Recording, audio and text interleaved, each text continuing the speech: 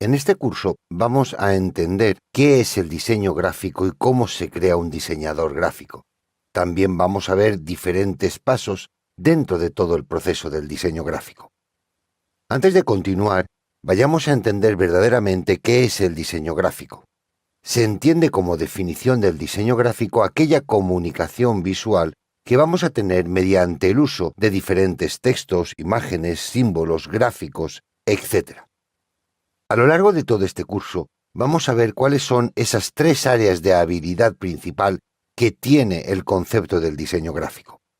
Por un lado, tenemos la parte de las artes visuales, que entraría o englobaría todo aquello que son las fotografías, ilustraciones, pintura, pictogramas, etc. Por otro lado, tenemos la parte de la tipografía, que es establecer, organizar, diseñar diferente información con la tipografía que poseemos. Por otro lado, está la composición de página, que consiste en la implementación o la disposición de todos estos elementos dentro de un soporte o página. Esto permitiría la comunicación. Antes de continuar, vayamos a dar un repaso a lo que sería una breve historia del diseño gráfico en aquellos puntos o hitos más importantes que ha habido a lo largo de la historia. El diseño gráfico podría decirse que empieza ya con las pinturas rupestres en la prehistoria, ya que esos símbolos o iconos pretendían transmitir mensajes. El siguiente hito dentro de todo este desarrollo es la creación del papel, y en el año 105, un político chino llamado Cai Lun inventó el papel. A partir de ahí se puede plasmar sobre un soporte toda esta información o estos conceptos que se pretenden transmitir. De esta manera, se puede transportar también la información. Después de esto, Gutenberg, sobre mediados de 1400, inventó lo que sería el tipo móvil o lo que hemos denominado posteriormente imprenta. A partir de aquí, es un salto cualitativo en lo que es la reproducción de la información o de los diferentes elementos que se quieren transmitir, ya que se hace de forma automática. Posteriormente, William Addison, alrededor de 1920, fue el que dio un paso adelante acuñando el término de diseñador gráfico, y a partir de aquí empezaría a desarrollarse esta profesión directamente relacionada con el término de diseño. Ya sobre el año 1969, un ingeniero denominado Douglas Engelbart inventó el ratón, lo cual daría un salto cualitativo a la hora de trabajar con los ordenadores. Posteriormente, Macintosh desarrolla el primer ordenador de sobremesa, lo cual hace cambiar todo el sistema y las reglas de juego a la hora de crear o diseñar para el mundo moderno. Durante las siguientes décadas, la evolución del diseño fue tremenda. Las nuevas tecnologías hicieron que mayor número de personas se interesaran por este tipo de trabajo y este tipo de desarrollo. A partir de aquí, el diseño se implementó en anuncios, en carteles, en diseños de envase, en símbolos, etcétera, que nos permiten comunicar con diferentes clientes la información de diferentes conceptos, marcas o empresas. Y es aquí cuando tenemos que tener claro qué es un diseñador gráfico. Y un diseñador gráfico no deja de ser una persona capaz de comunicar a través de textos e imágenes cotidianas y traducirlas en mensajes de fácil acceso y atractivos y significativos para el espectador. La meta de todo diseñador gráfico es crear esa representación visual de la información con un orden y un sentido muy bien establecidos para que de esa manera tengan una claridad que haga más fácil la comprensión al espectador. Las herramientas de diseño están evolucionando constantemente. Por eso, un diseñador se ve obligado a evolucionar permanentemente para poder sobrevivir a su entorno y de esta manera dar un mejor servicio a sus clientes. Como podemos observar, para definir qué es el diseño gráfico, tenemos que entender múltiples disciplinas, y este compendio de diferentes disciplinas es lo que genera el concepto de diseño gráfico. Una de las preguntas que nos hacemos todos los diseñadores es cómo crear un gran diseño. Verdaderamente no hay una fórmula matemática que nos permita generar ese diseño ideal. Esos algoritmos no existen. Sin embargo, existen una serie de pautas que nos ponen en camino para poder crearlo. Esas pautas se pueden denominar las 3 Fs. Esas 3 Fs vienen de sus nombres en inglés: forma, feeling y función. La forma hace referencia a ese aspecto estructural del diseño que nosotros estemos creando. El feeling o sentimiento se refiere al mensaje que vamos a transmitir y la función o la funcionalidad es el resultado de la acción que nosotros queramos que el espectador tenga. Vayamos a analizar cada una de ellas y veamos cómo la forma, en su principio, va a basarse en elementos visualmente atractivos que van a tener una gran armonía de color. También la tipografía tiene que estar bien elegida arreglo al mensaje que queramos transmitir. Una frase de Steve Jobs decía que el diseño no es solo lo que se ve y se siente, el diseño es cómo funciona. Vamos a seguir con el sentimiento o el feeling. El sentimiento vamos a evocarlo a través del mensaje. Este mensaje puede provocar o alterar el estado de ánimo del receptor y generar una respuesta emocional adecuada al mensaje que nosotros estemos transmitiendo. Donald Norman nos dijo que todo tiene una personalidad, todo mensaje tiene una señal emocional. Aun cuando esto no sea la intención del diseñador, las personas que ven un sitio web sienten su personalidad y experimentan emociones. Veamos ahora qué ocurre con la función. La función tiene que servir al propósito con el cual estamos diseñando. Tiene que ser algo fácil de leer y de entender por el espectador. Tiene que ser fácil de ejecutar. De nada nos sirve hacer diseños imposibles de reproducir o de crear de una forma industrial.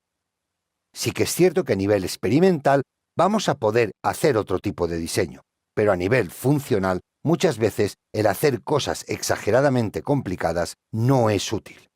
Por eso tenemos que tener en cuenta que también, por ejemplo, un formulario sin función es solo una hoja de papel, no tiene esa utilidad. Vamos a ver grandes ejemplos del mundo del diseño. En este caso en concreto vamos a empezar por anuncios impresos. El primer anuncio que podemos observar es un anuncio de un Mini, de un coche, el cual está colgado como un murciélago boca abajo. Esos reflejos de los espejos retrovisores podrían incluso emular las orejas de ese murciélago. Este anuncio se hizo para Halloween, y recordemos que en Halloween el murciélago es una de las señales fundamentales. Si nosotros continuamos, podemos ver este otro diseño en el cual hay un plátano con piel de fresa, lo cual indica que es una mezcla de diferentes frutas. Es un anuncio sobre una licuadora. Vamos a continuar y veamos este anuncio de Nike, en el cual hay movimiento, hay acción, hay mucho colorido y está medio mostrando esa zapatilla que ellos comercializan y que da una sensación de viveza muy grande. ¿Cómo debe de ser un anuncio? Un anuncio tiene que ser simple y emblemático, representativo de la marca a la que está haciendo mención y capaz de contar una historia con el mínimo número de palabras posibles. Si nos damos cuenta, en los ejemplos anteriores esas palabras no existían prácticamente.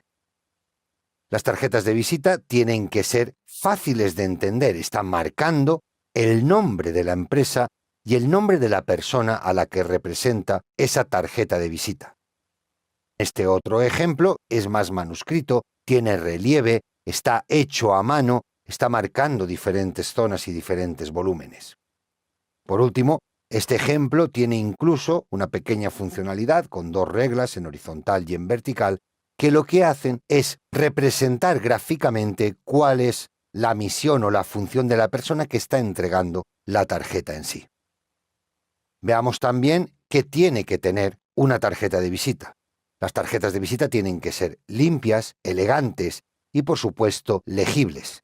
Tienen que transmitir una información y tiene que buscarse que sean especiales y que sean únicas, sobre todo para que en un tarjetero destaque nuestra tarjeta del resto de las mismas. Vayamos ahora a un folleto. Un folleto es un elemento en el cual transmitimos una información concreta. Aquí podemos ver un ejemplo de ese folleto con un gran colorido, con la estructuración de la portada, la contraportada, zonas de interior, etc. Por otro lado, en este ejemplo podemos ver también cómo se ha utilizado mucho color, se ha utilizado textos remarcados, claros y concisos. En este otro, el texto es mucho más pequeño, es mucho más delicado, tiene que leerse en profundidad, sin embargo, la concepción del diseño es mucho más limpia, mucho más suave. Veamos cómo debe de ser un folleto. Ante todo, tiene que estar muy organizado y ser visualmente atractivo. Hay que pensar siempre en el usuario final. Esto indica que dependiendo a lo mejor de la edad del usuario o del público objetivo, la tipografía tiene que ser más grande o más pequeña.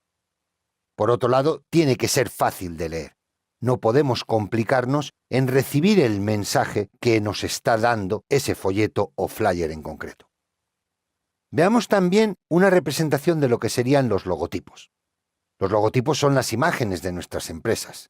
Es algo concreto, representativo, figurativo, que nos indique cuál es la actividad que va a tener esa empresa en concreto. Podemos utilizar diferentes colores o también tenemos que intentar en todo momento que estos logotipos sean funcionales si eliminamos esa información de color. Lo que está claro es que la actividad que tenga nuestra empresa debería de estar relacionada con la imagen que estamos proporcionando de ella. Vamos a ver algunas claves de cómo debe ser un logotipo. Tiene que ser reconocible al instante y distinguirse del resto. Tiene que ser fácil de reutilizar o de colocar en cualquier posición, en cualquier lugar o en cualquier material, ya que de este modo vamos a poder hacer desde objetos publicitarios, vamos a poder imprimir en vinilo, vamos a poder serigrafiar sobre camisetas de tela, etc. Y por otro lado, tiene que ser atemporal y apropiado para la actividad que estemos desarrollando. La temporalidad lo que va a darle es mayor cantidad de vida a una imagen corporativa. Está claro que toda imagen corporativa o todo logotipo necesita un reciclaje. Va creciendo con la propia empresa. Pero tenemos que partir de algo que no marque ya una temporalidad porque de esa manera limitamos el uso del mismo. Por eso vuelvo a hacer la pregunta: ¿cómo crear un gran diseño? Todas estas pautas son las que nos van a permitir aproximarnos a un resultado lo más aproximado posible a un diseño correcto, funcional y útil. Pero si rompemos partes de estas normas, cuando veamos un gran diseño lo vamos a saber. Es algo que nos va a llamar la atención, nos va a resultar atractivo, va a quedarse con nuestra mirada, nos va a hacer cambiar la opinión, nos va a provocar una serie de sensaciones que es lo que provocan que eso sea un gran diseño. Como diseñadores tenemos que observar lo que nos rodea, analizar lo que nos gusta y extraer la esencia de ello para poder aplicarlo en nuestra tarea diaria. El diseño y la composición son elementos que van cogidos de la mano. Podríamos decir que es uno mismo, ya que para obtener un buen diseño hay que obtener una buena composición. Esta composición se basa en 6 principios básicos. Estos principios son el equilibrio, la proximidad, la alineación, la repetición, el contraste y el espacio en blanco. Vamos a analizar cada uno de ellos. Vamos a empezar por el equilibrio. Equilibrio no es otra cosa que la ponderación visual de un diseño, es decir, que esos elementos visualmente estén acorde y estén uniformes. Para ello, hay 3 maneras de equilibrar. Por un lado, está el equilibrio simétrico, es decir, a partir de un eje, los espacios se reparten de igual forma. Está ese equilibrio asimétrico, en el cual se compensan los espacios de un lado y de otro con elementos de mayor o menor importancia visual. Y por último, está el radial, que a partir de un punto central van organizándose los elementos alrededor de él. Veamos el primero. Aquí tenemos un equilibrio simétrico. Visualmente es igual en todos los lados a partir de ese eje central como hemos comentado. Las zonas se rellenan de igual forma. Aquí tenemos este ejemplo en el cual hay 3 espacios marcados que tienen una coincidencia en la altura completamente rectangular y cuadrada y en la anchura de los 3 elementos que la componen. Vayamos ahora a ver el equilibrio asimétrico. La ilusión es de igualdad, pero es por el peso de los elementos que nosotros colocamos. Por un lado, tenemos 2 elementos grandes y un espacio que rellena con zona blanca para dar la misma sensación de columna que el resto de los elementos. Veamos aquí que este elemento es asimétrico. Por un lado tenemos una altura con una serie de columnas y esa tercera columna que tenemos más a la izquierda lo que hace es compensar con ese espacio en blanco que marca el recuadro la información del resto. El elemento visual que tenemos a la derecha, como podemos observar, es el logotipo, que tiene un peso visual mayor que el resto del texto. Y ahora veamos cómo es un equilibrio radial.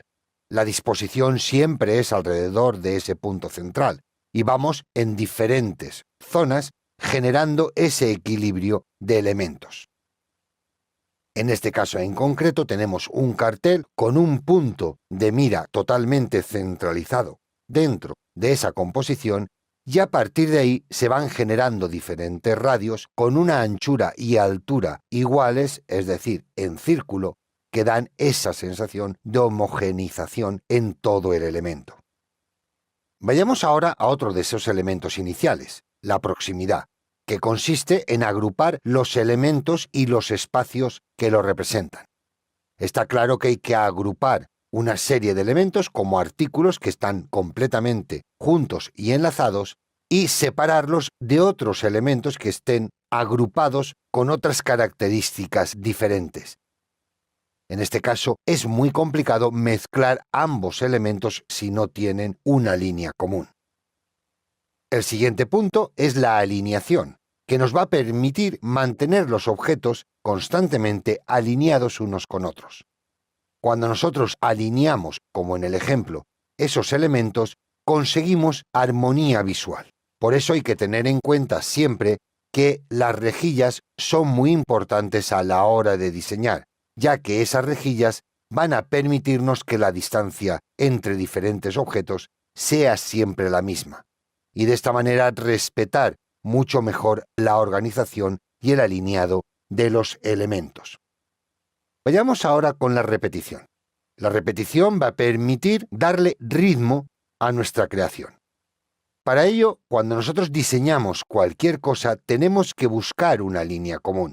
Como podemos ver en este folleto, esa composición blanco y negro se alterna de página izquierda a página derecha, pero permanece constante.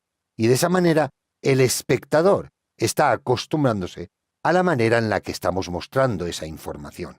De ese modo, cuando quiera ver un elemento concreto, va a saber dónde está ese elemento, ya que hemos repetido la misma estructura a lo largo de toda la publicación. Vamos a hablar de la imagen corporativa, y el elemento del logotipo es elemento común o el color del mismo, vamos a tener que repetirlo a lo largo de todas nuestras aplicaciones. De esa manera también conseguimos constancia en la visualización del elemento. Podemos observar tanto la repetición como el equilibrio. En ambos casos, las estructuras de las diferentes columnas tienen la misma composición, son repetitivas, y conseguimos, por supuesto, un mayor equilibrio. Si hablamos de logotipos, aquí tenemos algunos de los ejemplos en los que el logotipo viene con repeticiones de elementos, dando así una sensación de logotipo bien hecho, bien cerrado y redondo. Por otro lado, está el contraste. Este contraste se genera creando distinciones entre los diferentes elementos, y de esta manera vamos a poder destacar las diferencias entre ellos. Ese contraste puede estar en la tipografía, ya que como podemos observar utilizando la misma fuente tipográfica en 2 familias diferentes, conseguimos un contraste visual de la letra. Por otro lado, siempre el tamaño va a ser importante en ese contraste o incluso también el color. Todos estos contrastes permiten generar ejemplos como el que estamos viendo, con blanco, negro y un solo color, es decir, tan solo 3 colores para dar toda una serie de información. Aquí podemos observar ese contraste en el cual hay una zona clara con el resto oscuro. A la hora de diseñar, como es el caso de la tipografía, el contraste de la fuente superior con el resto de la inferior hace que marquemos el orden visual de lectura. Los espacios en blanco son también muy conocidos dentro del diseño y se conocen como el arte de la nada, es decir, la capacidad para no colocar nada, generar mensajes minimalistas y efectivos. En este caso, el minimalismo consistiría en dar un mensaje muy pequeño, muy concreto, sobre un espacio que esté libre. Como podemos ver en este cartel del McDonald's, claramente está marcando que los McDonald's tienen Wi-Fi. Es, con las patatas fritas, ese pequeño icono de Wi-Fi que todos conocemos. En el siguiente ejemplo, simplemente con esos 2 perfiles de taza de café, estamos evocando las gafas, producto al que se dedica esta empresa. En este caso en concreto, el espacio en blanco está haciendo que el peso visual vaya justo al centro y después nos fijemos en ese fondo que en la parte izquierda no posee ninguna información y en la parte derecha el rostro de la persona a la que pertenece esta página web. Pero como podemos observar, el espacio en blanco hace que todo el elemento respire y sea mucho más fácil de visualizar.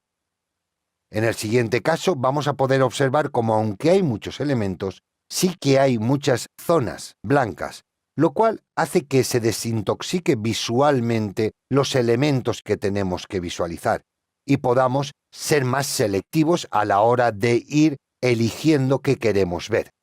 De esta manera y con esta sutileza vamos a tener una sensación muy agradable en este caso cuando visitamos el website. Esto se basa en la técnica del KISS, también palabra inglesa que viene de las iniciales de manténlo súper limpio.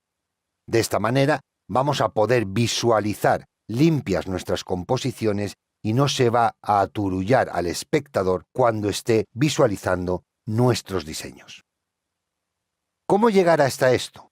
Para conseguir que fluyan estos diseños y que nosotros interioricemos la forma de crear estos elementos, existe también la técnica de las 4 Ps, en inglés, por supuesto, y esta fórmula de las 4 Ps no consiste en otra cosa que en la práctica, en la participación, en la selección y en el juego. Con estas 4 normas, practicando a diario el tema de las composiciones, de los equilibrios, de los espacios, participando con otros diseñadores en el flujo de información bidireccional, seleccionando aquellas respuestas o aquellos trabajos visuales que nos sean agradables, interesantes y ser capaces de filtrar aquello que no resulta efectivo y jugando con todo ello para conseguir diseñar nuestras composiciones y nuestros mensajes de una forma innovadora. Esta, como digo, es la mejor manera de interiorizar y de conseguir que fluya de nosotros el diseño y la composición.